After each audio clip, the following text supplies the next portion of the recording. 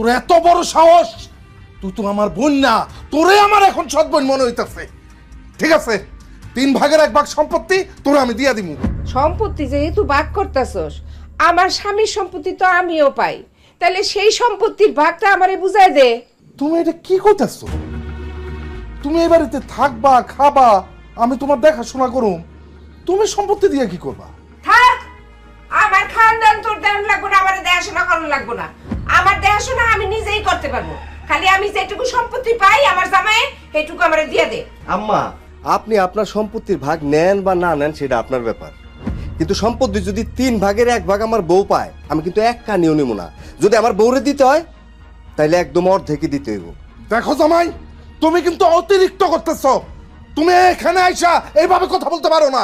আপনি আর কথাই বলেন না। আপনি বিয়ের সময় আমার কি কথা কি কইছি আমি? দিমু দিমু কইছি না। কোথায় দিলেন আপনি? আচ্ছা তুই তো আপনি কোথায় দিলেন? কথা কইতে কও।